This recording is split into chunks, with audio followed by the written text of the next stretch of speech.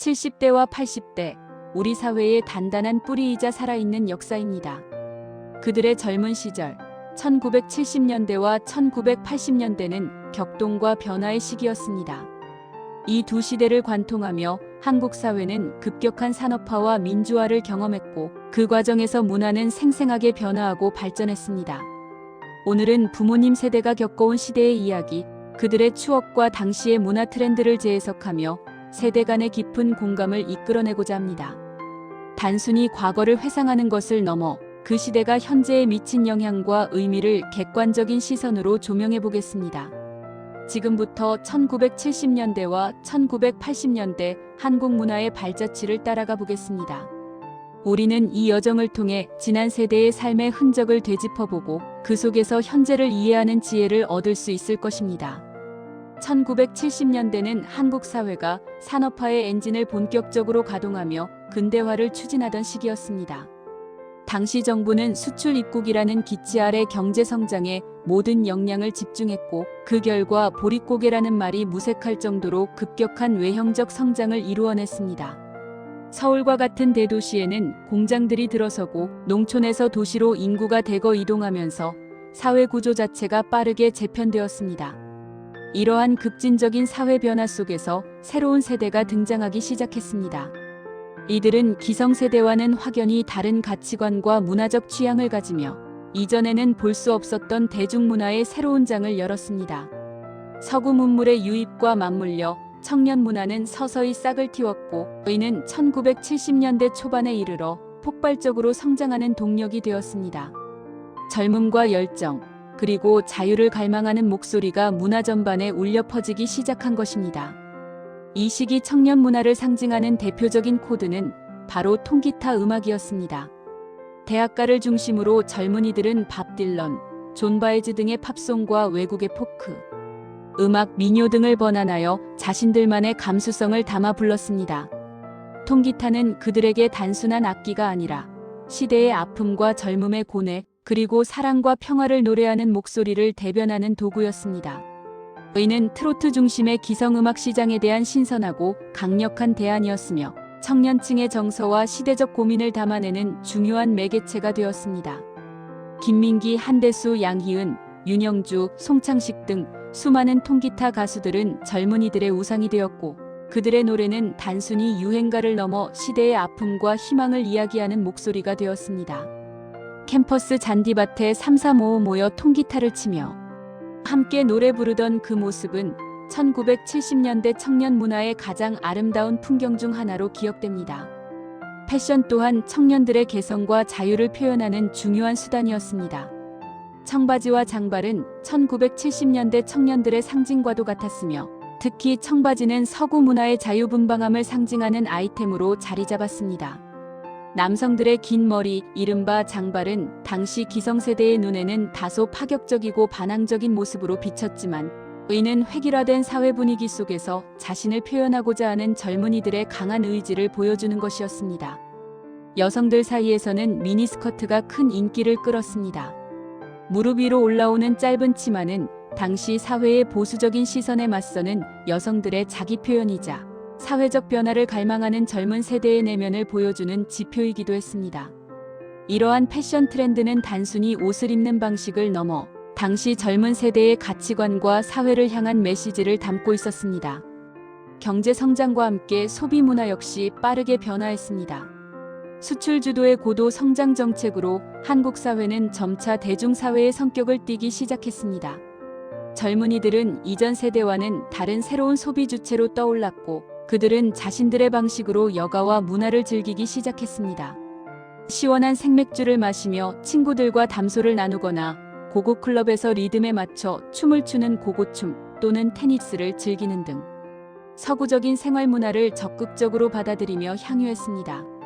이 시기에는 백화점과 대형 상점들이 늘어나면서 쇼핑 문화도 점차 발달했고, 외식 산업도 성장하면서 젊은이들은 다양한 형태의 여가 활동을 즐기게 되었습니다. 이러한 소비 문화의 확산은 물질적 풍요를 추구하는 동시에 젊은이들이 자신들만의 방식으로 삶을 즐기려는 태도를 반영했으며, 이는 현대 소비 사회의 초석을 다지는 과정이었습니다. 하지만 1970년대는 경제 성장 이면에 사회적 모순과 갈등이 심화되던 시기이기도 했습니다. 빠른 경제 성장의 이면에는 노동자들의 희생과 불평등이 존재했습니다. 1970년 평화시장에서 발생한 전태일 열사의 분신 사건은 열악한 노동 환경과 인권 문제에 대한 사회적 경각심을 일깨웠습니다.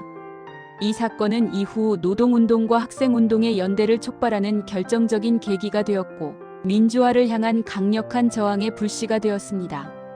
당시 유신체제 하에서 정부는 국민들의 자유로운 표현과 문화활동을 엄격하게 통제했습니다. 이러한 사회적 분위기 속에서 유신체제는 대중문화에 대한 억압을 강화했습니다. 1975년에는 고래사냥, 아침이슬 등 당시 청년 세대의 인기를 모았던 수많은 대중가요들이 금지곡으로 지정되었고 방송에서조차 들을 수 없게 되었습니다. 또한 1975년에 불거진 대마초, 파동은 당시 청년 문화의 아이콘이었던 가수, 연주자, 영화 감독 등 많은 문화예술인들의 활동을 강제로 정지시키면서 청년 문화붐이 사실상 퇴출되는 비극적인 결과를 낳았습니다. 이는 예술가들에게 큰 상처를 주었을 뿐만 아니라 한국 대중문화의 발전에도 부정적인 영향을 미쳤습니다. 그러나 이러한 억압 속에서도 한국 영화는 새로운 물결을 만들어냈습니다. 이장호 감독의 1974과 하길종 감독의 1975과 같은 작품들은 당시 청년 세대의 고민과 사회상을 예리하게 반영하며 큰 인기를 얻었습니다. 은 도시의 외로움과 방황을, 은 군사정권 아래 젊은이들의 좌절감과 희망을 다루며 많은 공감을 얻었습니다. 이 영화들은 억압된 현실 속에서도 젊은이들의 아픔과 희망을 포착하며 단순한 오락을 넘어 시대의 증언이 되었습니다.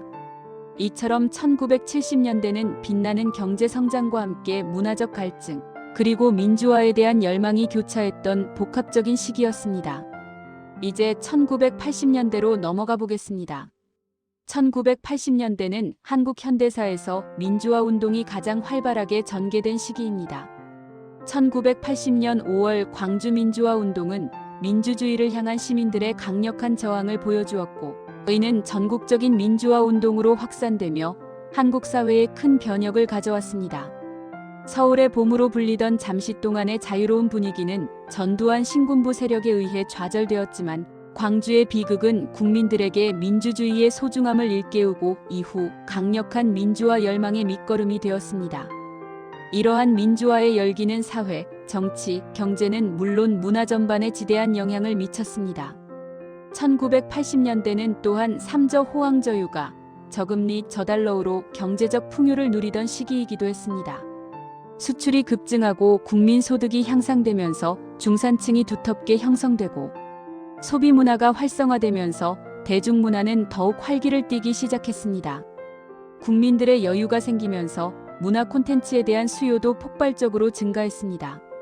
1988년 서울올림픽은 한국의 위상을 국제사회에 알리는 동시에 한국 문화의 해외 진출을 촉진하고 문화산업 발전에 크게 기여하는 결정적인 계기가 되었습니다. 올림픽을 통해 세계에 한국을 알리고자 했던 염원은 문화각 분야에서 다양하고 수준 높은 콘텐츠를 생산하게 하는 자극제가 되었습니다. 음악 분야에서는 대학가요제와 강변가요제가 젊은이들이 자신의 개성을 표출하고 음악적 열정을 발산하는 중요한 통로였습니다. 이들을 통해 이선희, 김수철, 유열 등 수많은 재능 있는 가수들이 배출되었고 발라드, 댄스, 록 등 다양한 장르의 음악이 대중의 사랑을 받았습니다. 특히 들국화, 신하위, 부활 등 락밴드들은 암울한 시대 상황 속에서 저항 정신을 담은 음악으로 1980년대 민주화 열기에 큰 영향을 미쳤으며 젊은이들의 자유와 해방감을 대변하는 상징이 되었습니다. 이들의 음악은 젊은 세대에게 깊은 공감을 불러일으키며 시대의 정신을 표현했습니다. 패션 트렌드 역시 빠르게 변화하고 다양해졌습니다. 1980년대에는 청청 패션이라고 불리는 데님 재킷과 데님 팬츠의 조합, 허리선이 높게 올라오는 배바지 등이 유행했으며 스포츠 브랜드 아디다스의 슈퍼스타 운동화는 젊은이들 사이에서 큰 인기를 끌었습니다. 이와 더불어 1982년에 단행된 교복 자율화와 두발 자유화는 1980년대의 중요한 변화 중 하나로 청소년들이 이전과는 달리 자신의 개성을 자유롭게 표현할 수 있게 되면서 더욱 다양하고 개성 있는 스타일이 등장했습니다. 이는 획일적인 교육 환경에서 벗어나 청소년들이 스스로를 표현할 수 있는 기회를 제공했습니다. 프로스포츠의 등장은 1980년대 대중문화의 또 다른 중요한 축이었습니다. 1982년 프로야구가 출범하고 뒤이어 프로축구가 시작되면서 스포츠는 단순한 경기를 넘어 국민들의 일상 속으로 깊이 들어왔습니다. 특히 프로야구는 해태 타이거즈, 삼성 라이온즈 등 지역 연고를 기반으로 국민들의 뜨거운 응원과 열정을 불러일으키며 일상의 활력과 즐거움을 선사했습니다. 야구장에는 수많은 인파가 몰려들었고 팀을 응원하는 문화는 국민들의 단합과 스트레스 해소에 기여했습니다. 해외 문화 개방 또한 1980년대의 중요한 특징 중 하나였습니다. 1982년 전국적으로 통행 금지가 해제되고 1989년에는 해외여행, 자유화가 단행되는 등 일련의 개방 정책이 시행되면서 사회 전반적으로 자유로운 분위기가 확산되었습니다. 제한적이기는 했지만 일본 대중문화 개방 조치 또한 이 시기에 시작되었고 이는 다양한 외래 문화가 유입되는 계기가 되어 국내 문화의 다양성을 증진시켰습니다. 외국 영화와 음악, 패션 잡지 등이 유입되면서 국민들의 문화적 시야는 더욱 넓어졌습니다. 1980년 컬러 TV 방송이 시작된 것은 대중문화에 혁명적인 변화를 가져왔습니다. 흑백 화면에 익숙했던 시청자들은 다채로운 색상의 생생한 영상에 매료되었고 이는 광고 시장과 대중문화 콘텐츠 제작에 큰 영향을 미쳤습니다. 컬러 TV는 시각적인 즐거움을 제공하며 대중의 소비 심리를 자극했고 드라마, 쇼 프로그램, 광고 등의 질적 향상에도 크게 기여했습니다. 이제 TV는 단순한 정보 전달 매체를 넘어 온 가족이 함께 즐기는 주요 여가 활동이자 문화생활의 중심이 되었습니다. 경제 성장에 따른 소비 성향의 고급화도 1980년대의 중요한 특징입니다. 국민 소득이 증가하고 삶의 질에 대한 인식이 높아지면서 소비자들의 욕구는 더욱 다양하고 세분화되었습니다. 이는 대중문화 전반에 영향을 미쳐 더욱 활성화되는 결과를 가져왔습니다. 사람들은 단순히 물건을 구매하는 것을 넘어 자신의 개성과 라이프 스타일을 반영하는 상품과 서비스를 선호하게 되었고 이는 양질의 콘텐츠와 다양한 상품에 대한 수요를 창출하며 문화산업의 성장을 촉진하는 원동력이 되었습니다. 1970년대와 1980년대는 지금의 4050대 세대에게는 아련한 향수를 불러일으키는 시기입니다. 2010년대에 큰 인기를 끌었던 드라마 응답하라 1988과 같은 복고풍 콘텐츠는 이러한 향수를 잘 보여주는 대표적인 사례입니다. 드라마는 당시의 음악, 패션, 가정의 모습, 친구들과의 우정, 그리고 사회 분위기를 생생하게 재현하며 많은 시청자들에게 공감과 추억을 선사했습니다. 이러한 콘텐츠들은 단순히 과거를 소비하는 것을 넘어 현재를 살아가는 세대들에게 그 시절의 정서와 가치를 전달하며 세대 간의 공감대를 형성하는 중요한 역할을 하고 있습니다. 한편 1980년대에 정부가 3S 정책 스크린, 스포츠, 섹스를 통해 국민들의 관심을 정치에서 돌리고 오락에 집중시켰다는 비판적인 평가도 존재합니다. 이는 당시 민주화 운동의 열기를 희석시키려는 의도가 있었다는 분석이며 대중문화가 단순한 오락을 넘어 사회 통제의 수단으로도 활용될 수 있음을 보여주는 중요한 시사점입니다. 이러한 정책은 대중의 시선을 자극적인 오락으로 돌리면서 정치적 무관심을 유도하려 했다는 점에서 역사적으로 재평가될 필요가 있습니다. 70대와 80대 부모님 세대가 걸어온 1970년대와 1980년대는 단순한 과거의 시간이 아닙니다.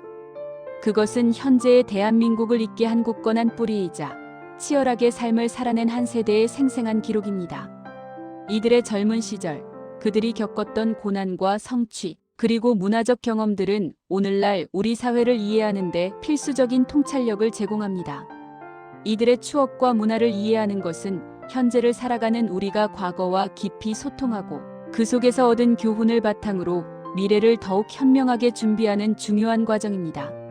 세대 간의 벽을 허물고 서로를 이해하며 함께 나아가는 것, 서로의 경험과 지혜를 존중하고 나누는 것, 이것이야말로 우리가 추구해야 할 진정한 세대 공감이 아닐까 생각해 봅니다. 오늘날의 눈부신 발전은 과거 세대의 헌신과 노력이 있었기에 가능했음을 잊지 말아야 할 것입니다. 이 영상을 통해 부모님 세대의 삶을 깊이 이해하고 존경하는 마음을 가질 수 있기를 바랍니다.